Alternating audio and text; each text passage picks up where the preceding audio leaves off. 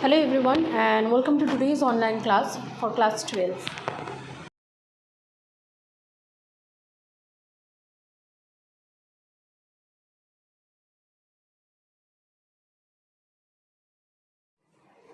In our previous classes, we studied about the concept of solution and how the solution was formed, the general procedure for the solution. We also studied that.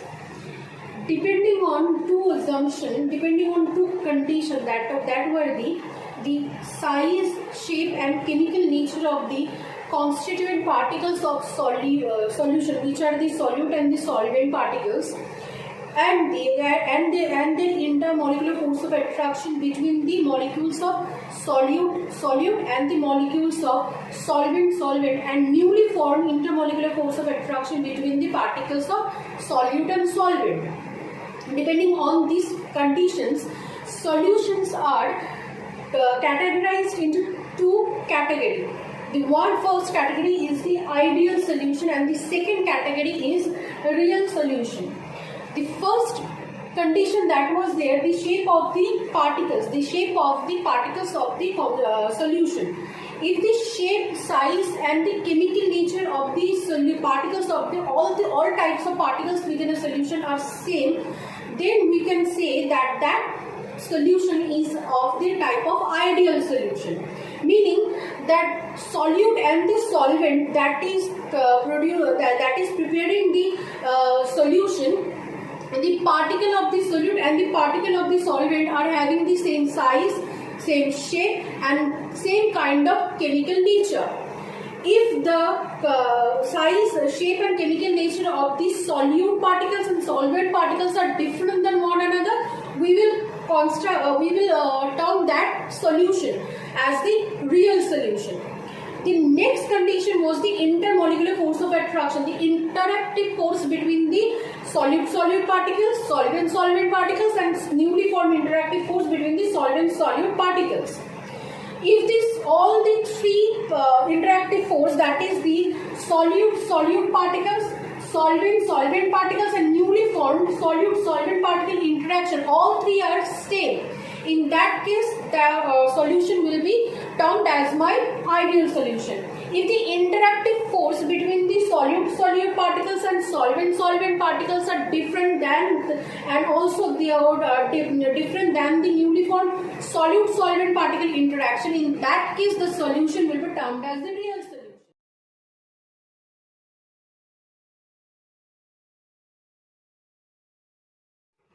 The two conditions for ideality of a solution are as follows: that the shape, size, and nature of the all constituent particles in the solution should be same, and all the three interactive forces of solute interactive force, solvent interactive force, and the solute interactive force, all three of them should have a same and similar magnitude. These two conditions of ideality give rise to the two characteristics of the ideal solution. The first characteristic, to explain this, let's try to remember the process of dissolution. There were three steps. The first two steps was the breaking of solute particles, breaking of interactive force of solute particles to produce the free solute particles, and the second process was the breaking of the solvent interactive force to produce the free solvent particles. In these two steps, if you take some amount of solvent and some amount of solute, the volume that the solute and solvent before the breaking of the interactive force, they occupy the volume. After the breaking of the interactive force, now newly formed free particles of the solute and solvent, the volume will expand. So this first two step is my volume expansion process. The third process, the newly formed free solute particles and newly formed free solvent particles interact with each other to form the new solvent-solute particles in the solution mixture. That means the expanded volume now then again get contracted. So the last step is my contraction of volume process. Now, as all the three types of, all the particles of solute and solvent, both of them are having same size and shape, the volume, the total volume occupied by the solvent and solute molecules before the mixing is the same amount of volume that will be occupied by the solute solvent particles after the mixing. The amount of expansion that will happen due to the breaking of the solvent and solute particles, freeing of the solute and solvent particles, that will be the same amount of contraction of the volume that will happen after the third step, resulting in the no change in volume before no change in volume due to this dissolution process.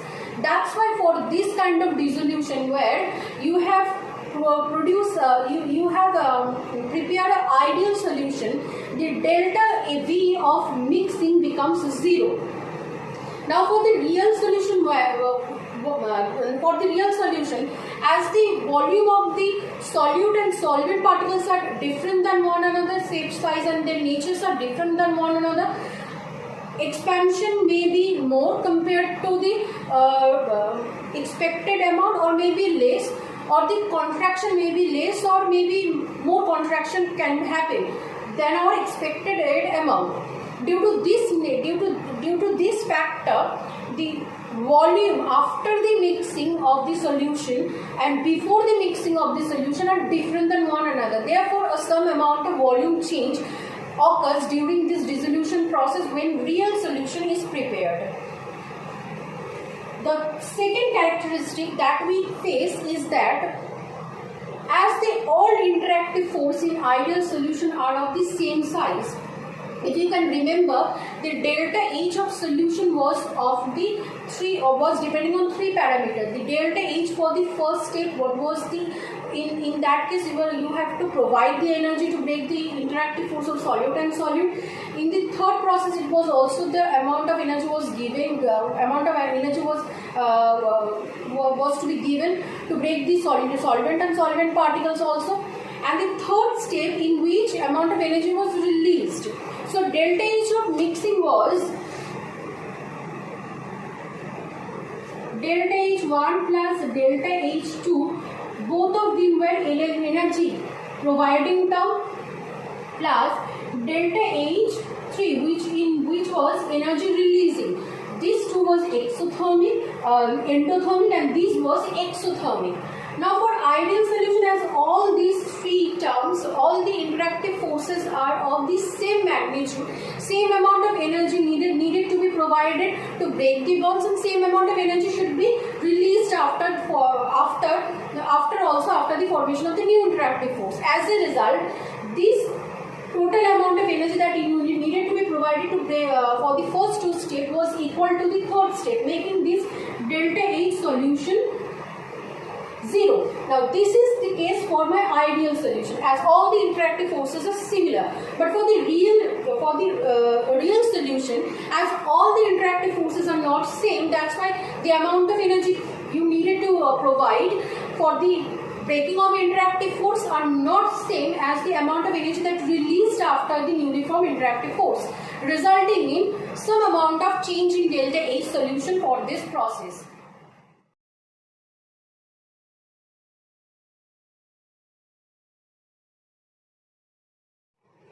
Thus, you can conclude the ideal solution as the solution which obeys the Raoult's law at all temperature and pressure conditions. On the other hand, a real solution is defined as those solutions which do not obey Raoult's law in all temperature and pressure conditions. Now, these are the two definitions.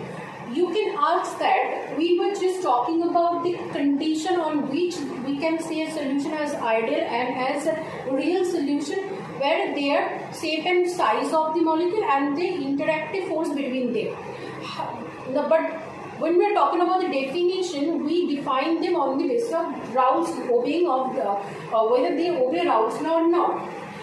Why this difference is created? It's because even in the Raoult's law, when we were talking in our last classes, we talked about that to obey the Raoult's law, the solution, the liquid that we had taken needs to have these same shape, size, and chemical nature of the constant particle, along with the similar kind of interactive forces. So for a solution or a liquid to obey Raoult's law, it was needed to have a ideality condition for them. That's why to define ideal solution in a simpler term, instead of defining them all those heavier condition, define them with respect to all the heavier condition, we in a simpler term just say that the solution which obey Raoult's law, they are ideal solution. The solution which do not obey Raoult's law, they are non-ideal solution or real solution.